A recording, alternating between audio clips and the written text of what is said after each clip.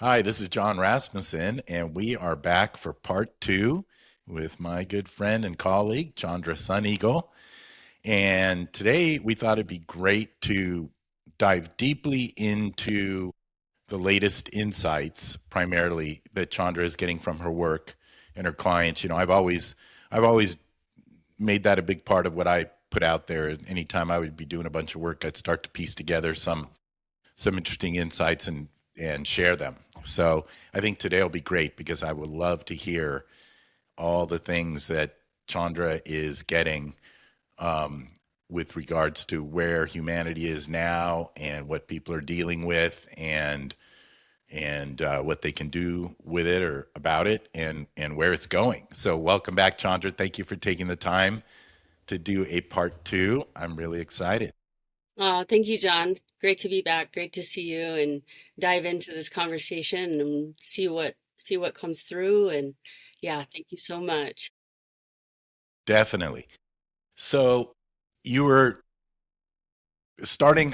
We had a little conversation, and it was about um, how people are feeling these days. Like it's a very interesting time. There's a lot of uncertainty. There's a lot of things coming from all over the place.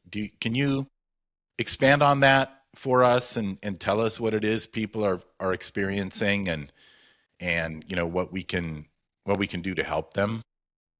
Absolutely, absolutely. And this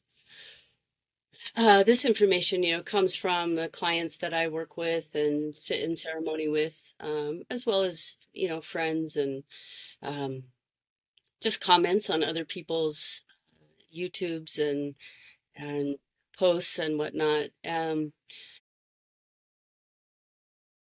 think I'll start by saying that we're in a time of what my teams have termed as the sacred unwinding. And that unwinding that is happening is very destabilizing because all that we have been operating on and through our own lenses, our own conditioning is being asked to be let go of for the specific intention of connecting to something truer, our true nature, our divinity, which we spoke about a little bit last time. And yet,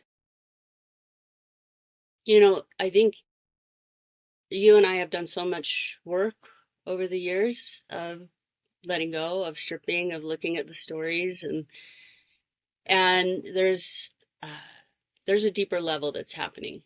And the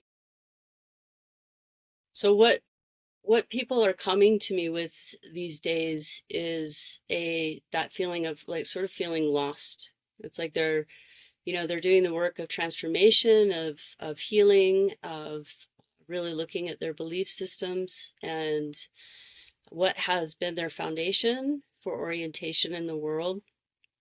And a lot of it's not fitting anymore because of their intentional work that they're doing.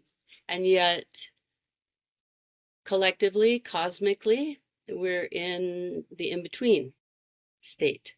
And that's incredibly uncomfortable for the ego, I would say, and for the mind. And our tendency is, we want to understand what's happening. And there's, rightfully so. It's like if we understand what's happening and we feel that we can work with and navigate a little easier, or at least know where to put our attention and our focus.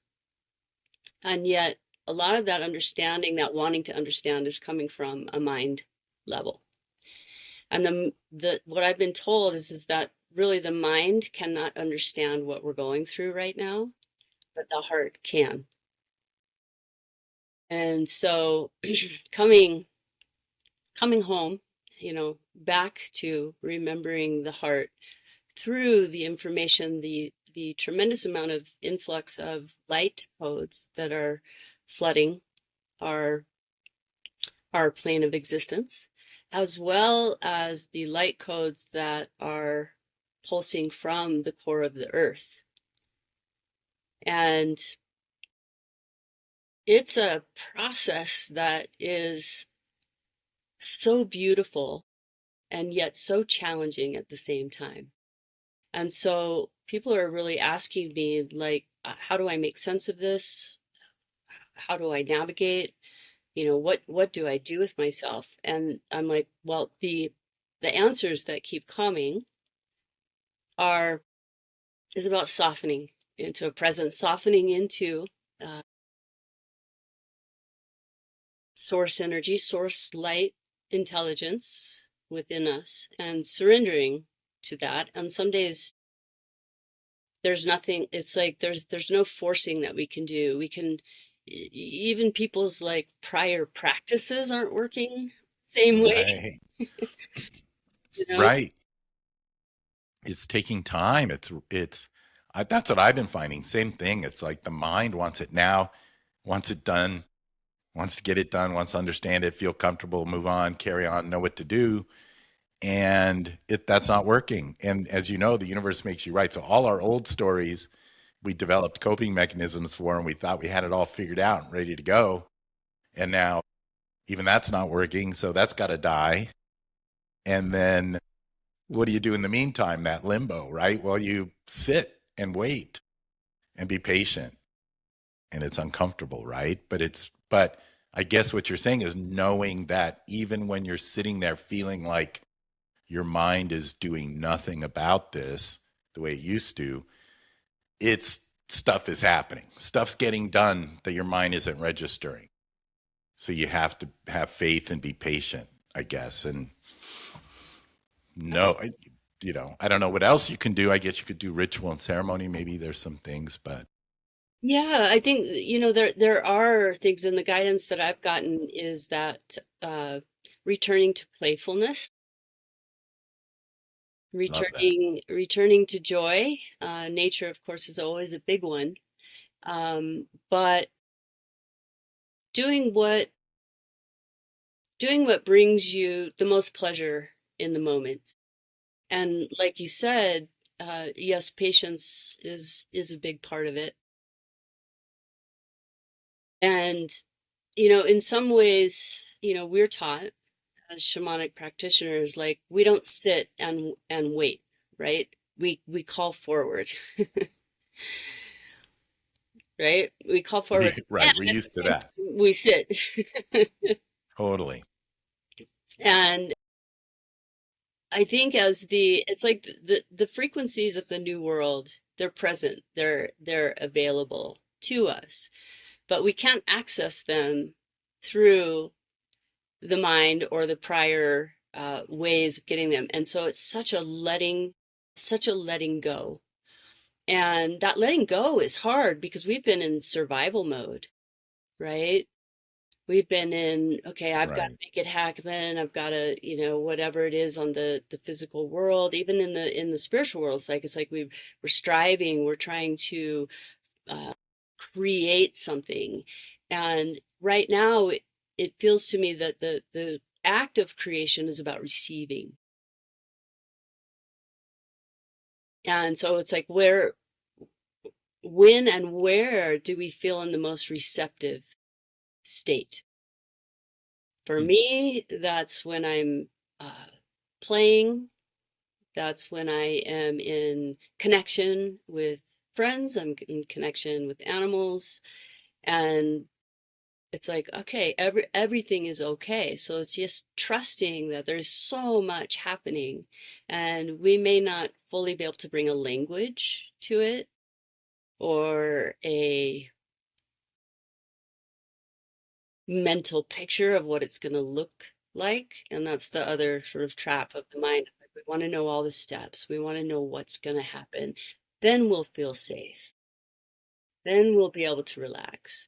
And that's just not that's not what is being supported right now. So I think the guidance that I've been sharing with people is that during this during this time of what we call the sacred unwinding, personal, cultural, collective stories and beliefs that have kept us looping and recreating the same thing, is that when something comes up, is to understand that and to know that your high self knows exactly when you're ready for the next layer or the residue that's deep down in one of those old trenches is ready to come up, and you're ready to handle it.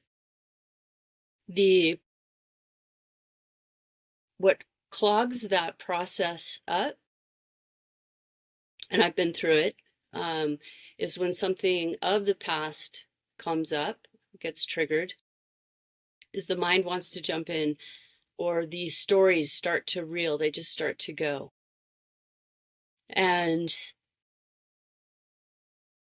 the guidance that I got was that in order for this clearing of what information has gotten compacted within our fields, within our tissue, within our memories, we have to become the sacred witness. We have to become a compassionate, neutral witness to it.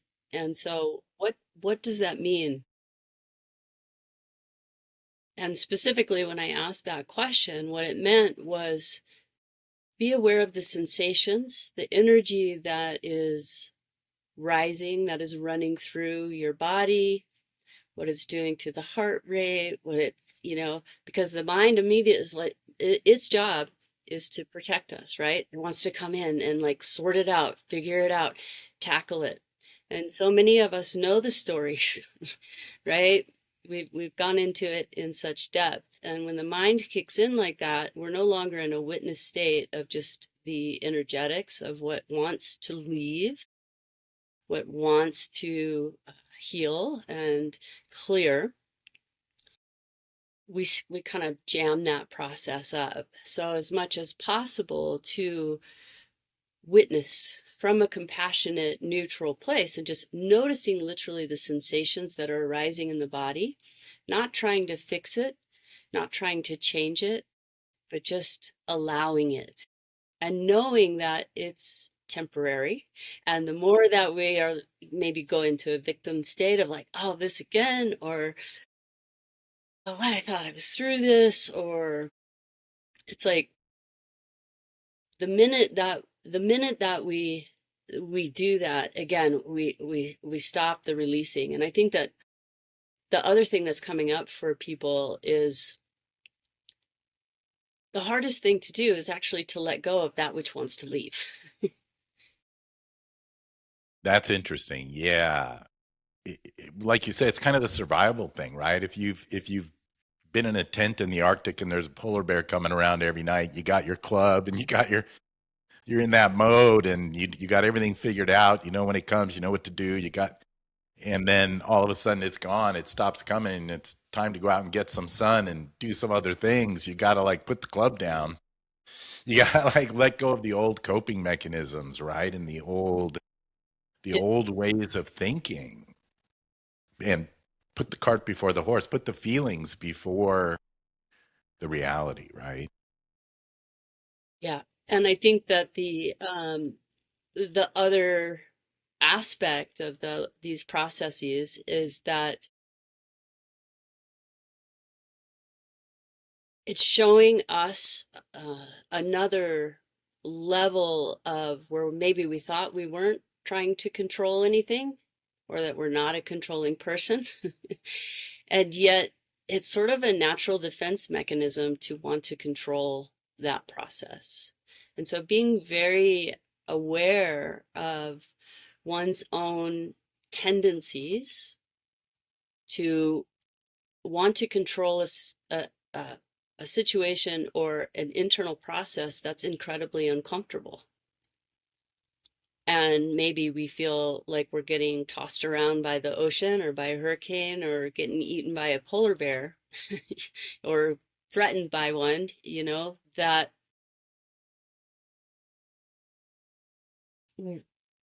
we want to survive. And that's a natural human instinct, but that has been overused might we say? And this whole process that creation is working through us wants to uncover, but reveal to us something so deep inside of us that we haven't touched for, I don't know, ever in humanity's existence. Mm. And that energy is what we might call kind of fifth dimensional energies, frequencies of no stress, this sense of like everything is okay. I can play with life. I can play in this game of life. I can co-participate without so much attachment to needing to know the outcome, needing to know, um, am I going to be okay? So it's really the shift from survival to thriving and living. And that's an intense process, and it's multi-layered. It really is, right? I mean, I noticed this too working with my clients and personally. It's like if you want something new, if you want to change your experiences, whether it's around relationship or health or work or resources, really any part of life, you have to be willing to let go of all the hard work your mind has done to understand and figure out what was going on before. Because if you want it to change, it's going to be all new and it's new stories and it might not need as much figuring out or as much, effort from the mind and more, hey, this is what I wanted. Isn't this, what I wanted is to not be in survival mode, to not have to figure everything out. Didn't I want just love and joy and play and abundance? And you got to let that die. And that's even in and of itself kind of a grieving process, right? Of letting go of the old survival tactics of years gone by. Yeah, absolutely. And all of what you just spoke to has become, our identity, right? And what really is being asked of us right now is, can we identify more with the eternal source intelligence within us? How do we get there? How do we find that? How do we attune to it? And I think for everyone, it's a little bit different, and depending on the stage of evolution and where they're at on their soul's journey, it's going to be a little bit look a little bit differently. But this eternal nature, it's like, as a soul, nothing can kill that. And so it's Right. You're gonna you're gonna be living somewhere somehow, yes, uh, you know, that you're gonna have to get used to eventually. absolutely. And so more of I would say a fluidity with our identity, because it's not that who you are as John and your own individuated personality, structure is just gonna like go away, but it's getting up leveled, it's getting refined, as is mine, as we integrate these light codes that are coming in that really are part of our own nature, part of our, multidimensional facets of who we are as a celestial being, as a galactic being. And to bring that into our humanness is the extraordinary thing, I would say, about being human in this time. Yes, that is so true. I mean, man, you're really nailing it because we are it's almost a pride thing, it's a little bit of ego, it's a little bit of like, oh, I know myself so well. When you tell me this and that, I can say, oh no, this is how it works for me. This is the way I've always been. And yet that's the very thing that has to end or go away in order for anything new to happen. I what flashed into my head was, um, listening to a podcast the other day of an ex Army Ranger guy, Special Forces guy, known as the mayor of Baghdad or something. I forget his real name, but he he loves. I mean, and this is, I think you got to look at this like across the board, even if you're not a warrior or whatever.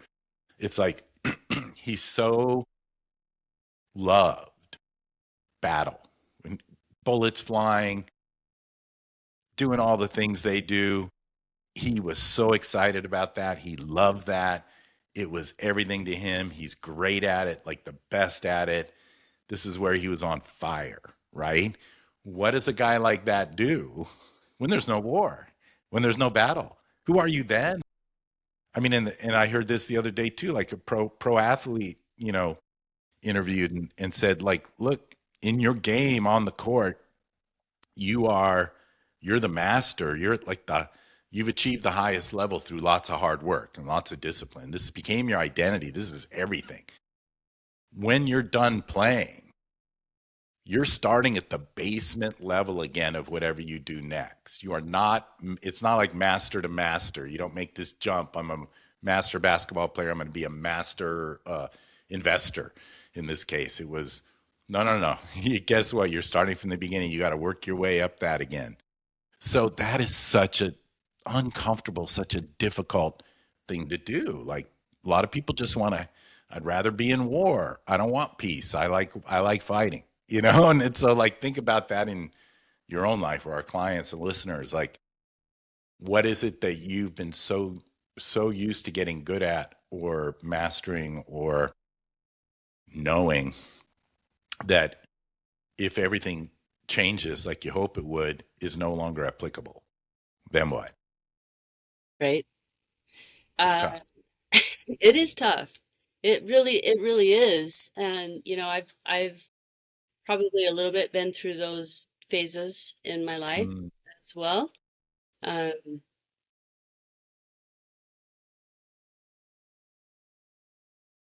and it's like, if you try to keep what brought the fire, the knowing, the feeling of like I've got this, what made you feel alive, you can try to continue to bring that and maybe even bring it into the new area of your life, but you'll quickly find that it's kind of a futile effort. And so can we adopt the innocence, the playfulness, the beginner mind and get excited about, okay, like learning something new, which is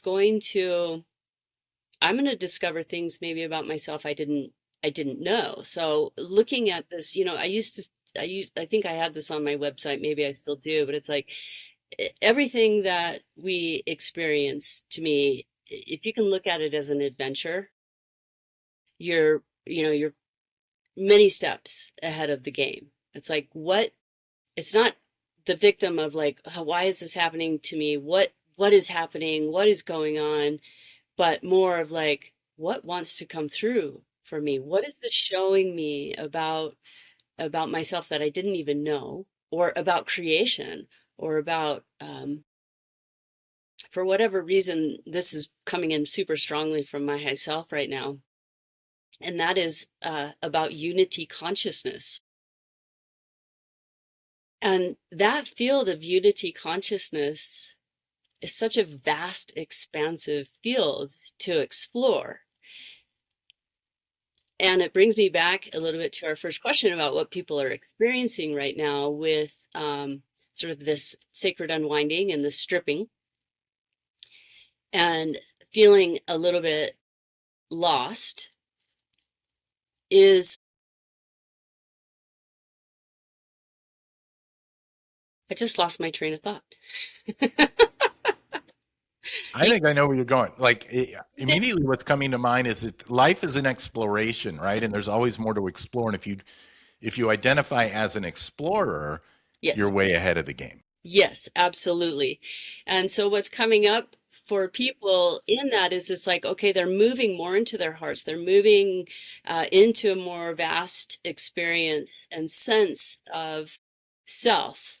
And as the density of those old layers and the density of the identity is lifting, it's making them incredibly sensitive. Men are calling me going, okay, like we've been working on the feminine aspect of creation and me embodying that more as a man, and where that hasn't been present for me, and me getting more familiar with that stream of energy and consciousness.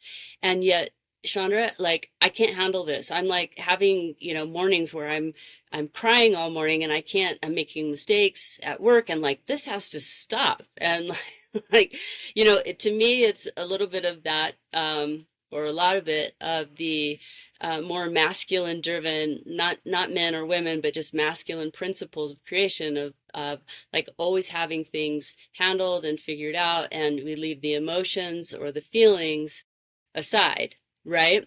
And so as they're intentfully and consciously saying, yes, I know that the way that I've been operating is, it's not necessarily fitting with where I'm going, and wanting to move more into my spiritual essence and a deeper connection. And I feel that love wanting to come through, and I want to be more of that compassionate person.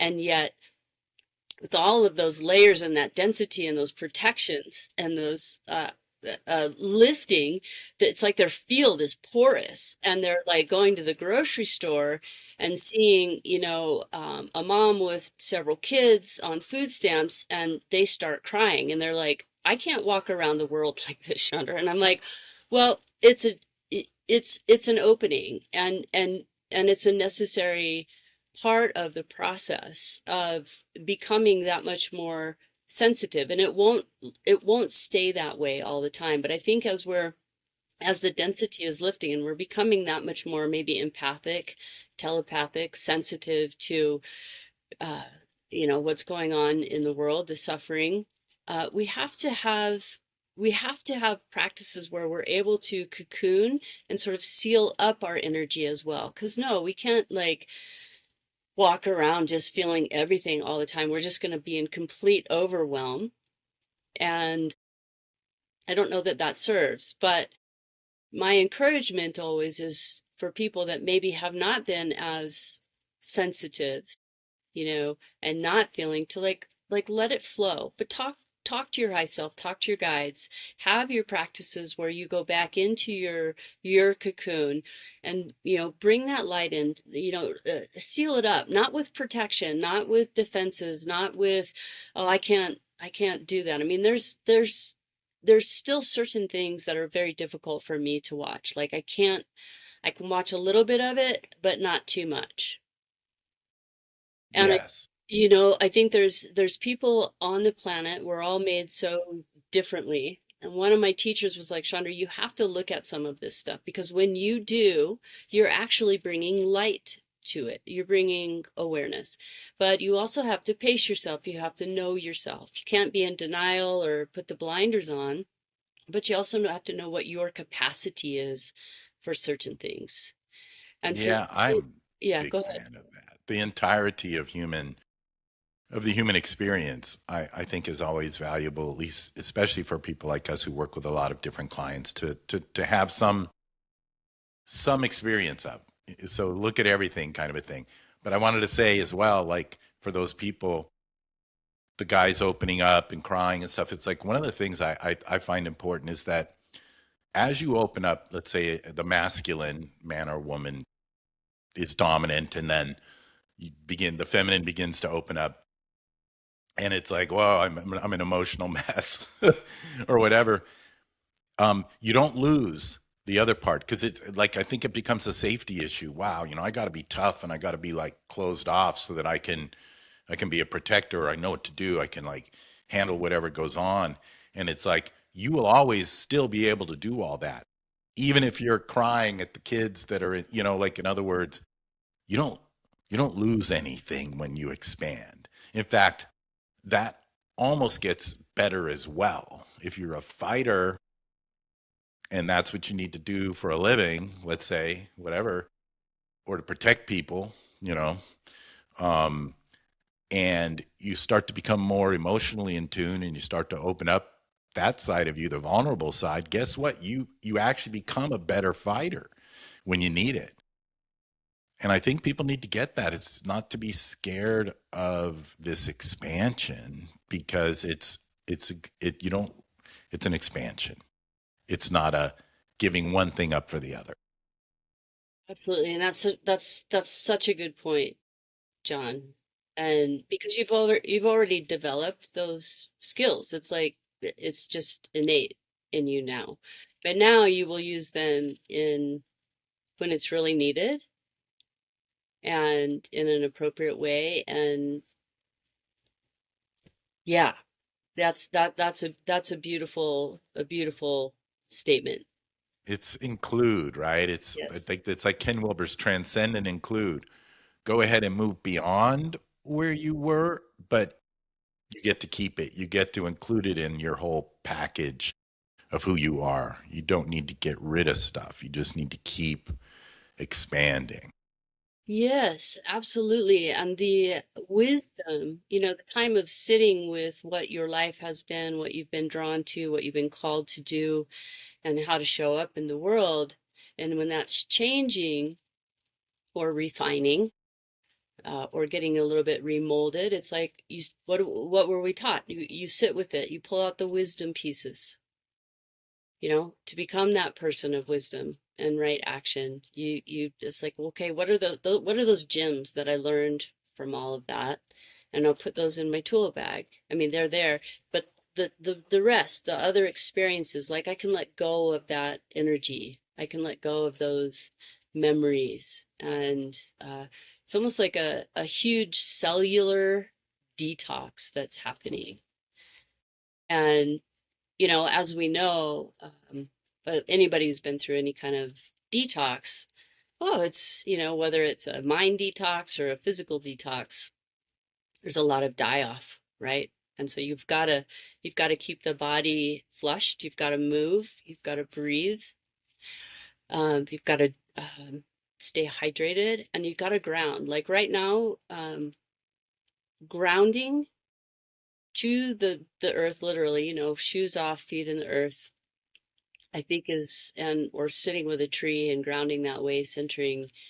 It's so simple, and and yet we have gotten into, I feel, a state where the more steps we have to do, the more complex something is, it must be more valuable. And it's Amen. there is such, Efficiency. Remember, I'm all about efficiency. If you can right? get it done with one step, do it that way. Yes, and simplifying, slowing everything down, pausing in the day. And there's so much I think going back a little bit to our own capacity, our own sensitivity to certain things that are happening in the world, is there's so much noise. And when we start looking at all of it, the war, the inflation, the data centers that are going up, that's very concerning for me.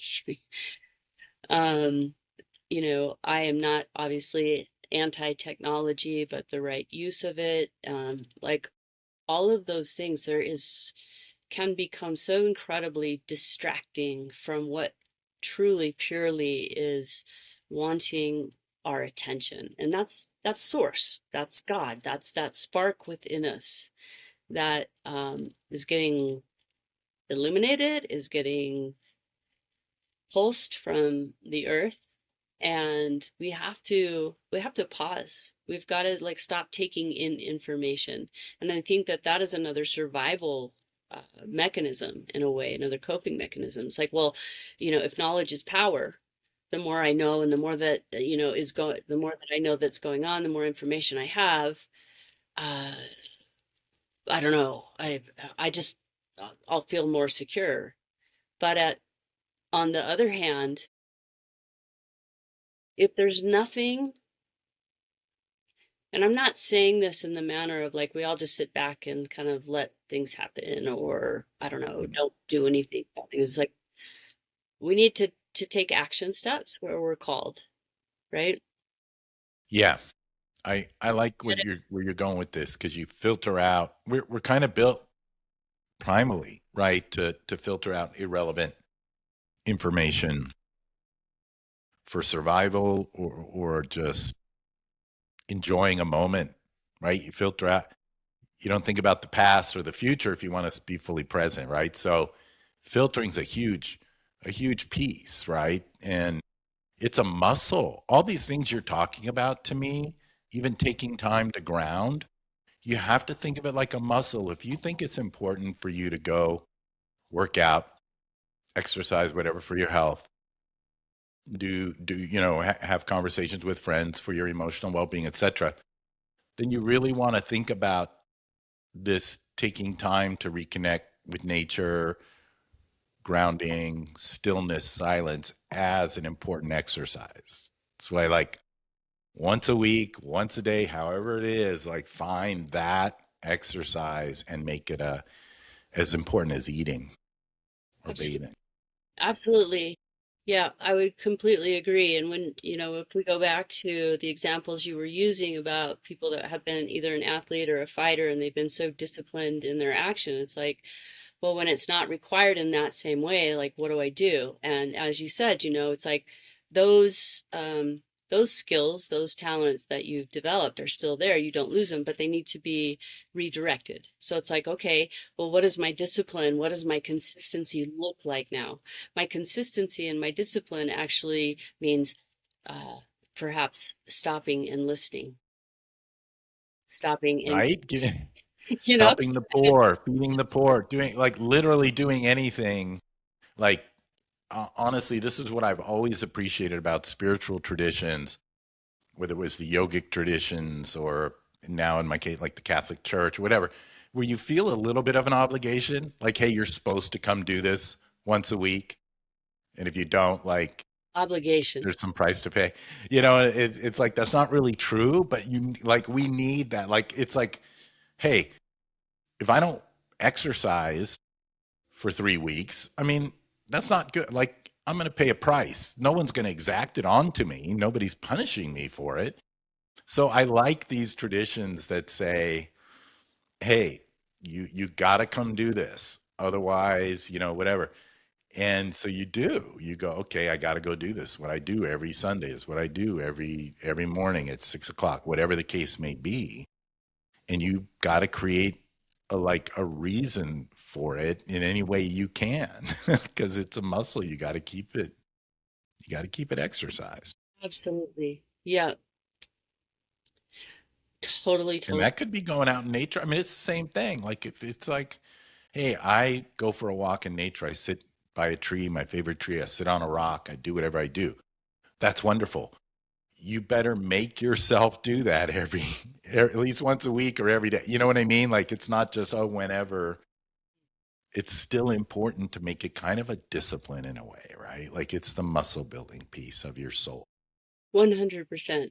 100%. So yeah, those practices, those disciplines, the consistency. I think discipline's a great word. I grew up in a pretty disciplined household. Um, and that established I think a great sense of work ethic in me, but we also had we were very involved we were in nature a lot, um, involved in sports and all of that brought in a lot of discipline. So what I've done is, from my past is I've brought in and, continued to weave into more of my uh, spiritual practice and just life balance practices, all those things that were instilled in me as a kid, because yes, they became such a foundational practice. And yes, I had to strip away some of the beliefs that came with that, or the self agreements or contracts,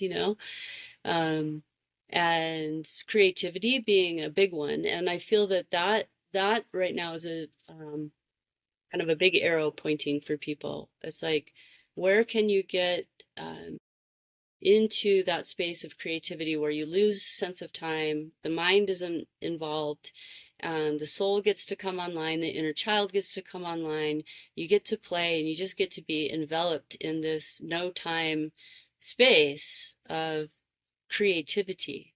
So that's another suggestion, I think, for people. And I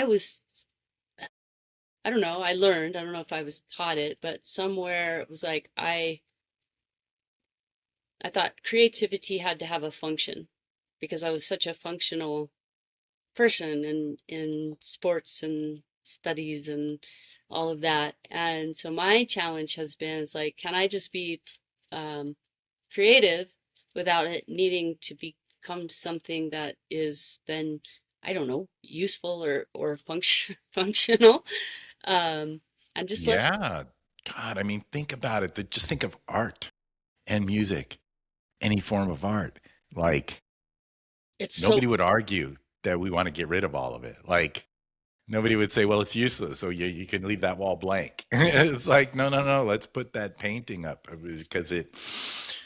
So yes, I'm right with you on that. Like there's a certain part of us that feels we need to be productive mm, and no, it's even surfing, like you and I both surf, right? You surf a lot more than I have probably. But you go, there's something about that feeling, what it does for you when the power of the ocean is moving you the way it does, and something's way bigger than you, but you can harness it if you're clever and you're in good enough shape. And that's a good example of if hey, I'm not just out there doing it because I'm a bum and it's fun and I don't want to do anything else because I just love the high of surfing. It's like you go out there because if you don't go out every few days, the next time you go out, you're not going to be able to paddle out. You're going to be exhausted. Your muscles won't work. You'll get injured. It'll be so. It's like people need to understand. It doesn't matter what you're doing and why. It's still a practice. Playing a musical instrument, singing, acting. These people work so hard practicing, and only a little bit ends up on the screen or on the recording. Like, and people love it. They're the most valuable people in the world because it turns out this is all about art. It turns out it's not about GDP. It's more about art. absolutely. And that that reminds me of some years ago when I had just moved to Kauai, and there was a series of visitations from archangels and ancient Lemurians, and they were showing there was a few very significant truth messages. One of them was that sound is the way of the future, and learning the language of sound, learning to use your own body and voice as a tuning fork in order to clear the frequencies and the vibrations of a story or of something that is wanting to clear. It's like if you can just not put the story to it, but you can sound it out and let the vibrations come out of you, it creates space then for a coherent sound to come through. So we have the Huge. power of our own voice, right? Which is creates. Yeah, and all the devices people are using now for their vagus nerve and all this kind of stuff. I don't Guess what? Just singing in the car. right? Just sing. It does your vagus nerve. I mean, like You don't need another simple. device. Yeah, you don't need another device. You're born with it. You got a voice, and you don't even have to be good. You're just humming or Yep. singing or whatever. Yep. Making That fun just made sounds. me think of that because it's like sound. Yes, Sound. in the beginning was the word. Whatever creation created through vibration, through frequency, through word. Manifestation happens through frequency, through vibration, through sound. I mean, And on and on and on. that's the core of who we are and what we are, right? If the universe is Everything, energy, sound, and frequency, if you want to know yourself, everything. like you got to go into those realms. So being playful Yeah, with that. yeah, And again, that comes in the idea of perfection, or I have to produce something that is going to sound good. My sound healer teacher Tom Kenyon, who I studied with a bit, that opened up a huge resource within me because it's like this is not about concert sound, this is not about making a sound away. It's about being real and honest with the vibration of what you're feeling or what you're picking up in somebody else, and then just Yeah. letting it go.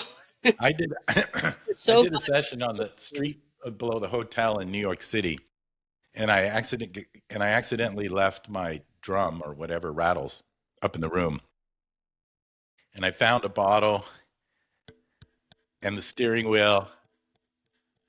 So is this any less sacred than the drum behind me? No, it's sound. That's the and it's You can go into an altered state with this. You can summon anything with this. You can manifest with this. Doesn't matter, right. right? Yeah, I mean, I love doesn't that. have I to be love perfect. that. Make sound. I love that story. So Yeah. the second thing relating back to creation and creativity, the message that came through, and it was like these three ascended masters, and their heads were sticking out of my bedroom, and I was like, "Wow, okay, you've got something important to say." And the first message was about sound and the frequency, and the second was about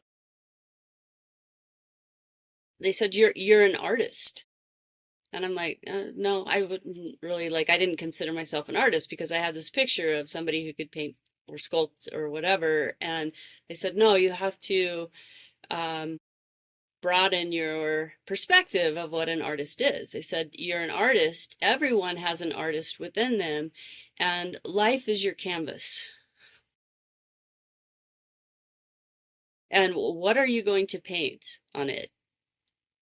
I And mean, this speaks to like even our destiny retrieval, like destiny altars, vision boards. I mean, if you can make an art out of any belief you want to change, make a piece of art out of any heavy work you've done, grief, anything you're going through, it it's the most powerful thing, right? It's what accesses the core energy and resonance. So yeah, absolutely. it does. It does. And I'm aware that we're kind of maybe coming to a little bit of a close in our time together. So I just am wanting to tune in a little bit with my high self and the team and see if there's anything else that wants to come through for people that are listening, will listen.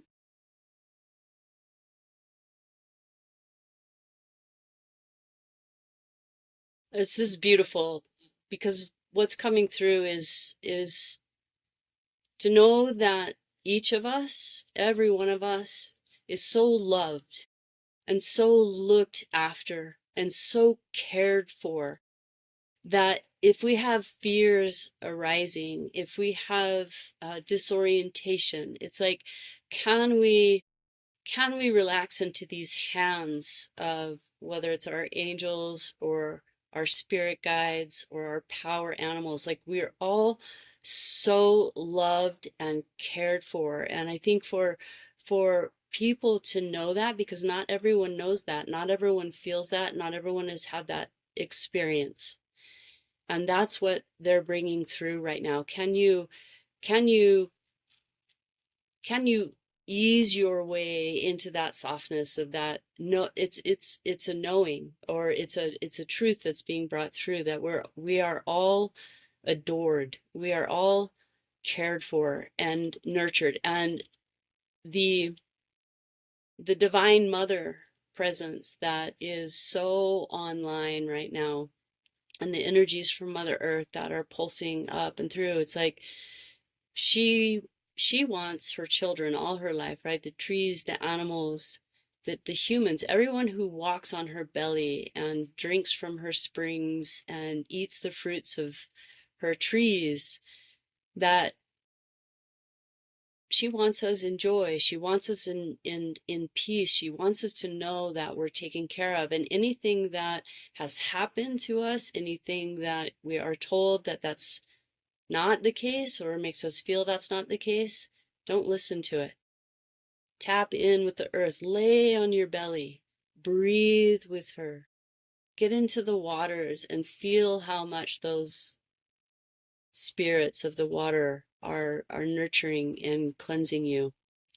And to know that what is happening right now on the earth, even the chaos, even the uh, dismantling, it's all very intentful.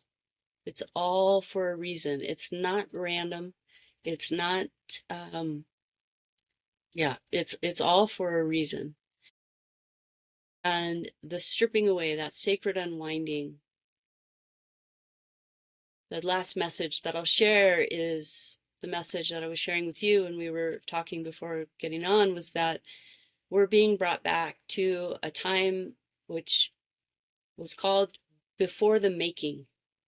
It's like we're being taken back into the womb of creation so that we can stop looping through the old karmic cycles, the old family cycles, and we can be, rebirthed. And with that being said, it's like the it's almost like what was trapped inside is inverting. Timelines are reversing so that they can be cleared. Those timelines of our stories, of all of the events, of individually, collectively, and to not be afraid. It's all very intentful, and that we're all held. That's an amazing message and beautiful. So important. Thank you. It's true. I think one of the challenges when you talk about remembering that you're loved, right? This is obviously a big like Christian theme. Jesus loves you. Like it's so hard for people to conceptualize that, or that the earth loves you, or that the sun loves you, or that the animals love you, or that anyone loves you. And because we mostly think about how we failed and how we've not earned that or not deserved that for whatever reason. And that's what the only thing that really gets in the way of that, being able to feel that, is but I this or I that.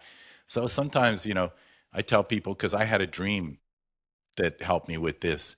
I was screaming in my dream in agony about my life situation and the mistakes I'd made and all my regrets. And in my dream, all of a sudden, I popped out of my body, was looking at myself, screaming, put my hands on the side of my cheeks and said, "I love you." And it was like, that was so moving that I now just tell people, look, if you're really having trouble feeling what it's like to be loved or feeling lovable or anything like that, and you can't get anyone else to tell you, or you can't, find it, look in a mirror, look at yourself in the eyes, say your name, and say I love you as many times as you need to until you might actually start to feel it, believe it. That's just one method. I'm sure there's many, many That's others. beautiful. That's Louise Hay's work, Ah, great. very Cool, cool. much that you're tapping into. Yeah, so that self-love, all right, accepting all parts of ourselves, forgiving ourselves. Yeah. Forgiving. Yeah, because you're never perfect. Nobody's perfect. You're always going to do things you regret, don't feel good about. Doesn't mean you're not loved. People who've had death experiences and like see someone like Jesus will tell you this. They know it because Jesus, I love you anyway. And they're like, "Ah," you're big tough guys or whatever, and they're breaking down, going, I never realized that, but it's true. It's true, and it's not just Jesus. It's any of these beings. It's all of them that know what's up, and that we are we are loved by source. We are loved by the earth, right? We're loved by the true father and the true mother, and we're loved by the mountains and the animals. And if you can just remember that, And I think, you as you're speaking, sorry, did I cut you off? no, you're good. Um, maybe, part of that remembering, which to me, remembering is the remembering, like bringing ourselves back home, right? Hmm. And reconnecting or reclaiming our membership to the land, to the earth. But Yeah. in order to do that, and to receive the love, it's like, well, okay, maybe when we can conceptualize that, know it in our minds, but can you feel it in your body? And if you can't, it's like, where are you blocking love? Where is love scary? Where was love conditioned as conditional, you know? And Yeah, where have you separated those parts? That goes back to what we were saying about if you give up a certain way of being or you and add a new way of being, you don't lose the other way. You have it all. It's all inclusive. So even if you did something bad, the good is still there. yes, absolutely. Remembering, Yeah. bringing all the members back. Full retrieval. Yeah, good stuff. Yeah. I think this is great. Thank you, Chandra. I really appreciate you taking the time to do a part two here, and I think it was really, really good stuff. And I hope people get a lot out of this. And again, look you up and on your links and stuff. They want to do some work and participate in your programs. I highly recommend it. So Thank you, John. Thank you. yeah. Yeah, and I appreciate you having me on, and it's been great to reconnect after all these years, and um, Hmm. yeah, be offering this conversation to people. And yeah, I'll just, if you don't mind, I'll just speak a little bit to, upcoming in like a month, I'm going to start another group with the architects of the New Earth program. And that has been so transformational for people that have been working, on themselves and working with me for 5 to 7 years. It was like a whole new level of becoming um, that tuning fork for their own celestial nature, their own source intelligence, while weaving together their humanness and um, rewiring the luminous energy field, the light body, and um, creating more opening for these energies that are coming through, and they're going to amplify here in June and July. And not to be afraid, because I know we've all been through a lot. I feel like we've been through the washing machine and then spit out and put back in. But and I think everyone obviously will experience these energies, these frequencies that are coming through in their own individual way, depending on where they're at on their journey. But the more that you can prepare yourself to open and receive this love, this divine feminine energy of nurturance and coherence, the more that you can prepare yourself this month and towards the end of June and into July, it's like it's a little bit hard to describe the energies that I sense are coming, but it's like I don't know, bliss, delightfulness. And, if you can allow the letting go and the stripping and to go, you're going to be that much more like a sponge that can absorb and just receive what's coming through. And so anyway, I just wanted to mention that. And so if anyone's interested to, yeah, a little bit of preparation for that. Yeah, Architects Great. of the Earth is a good Good. Thank you so much. That's great. Yeah, people will find you on your website on that link, right? So good. Thank you, John. Awesome. All right. Thank you. Ciao. Aho. Oh.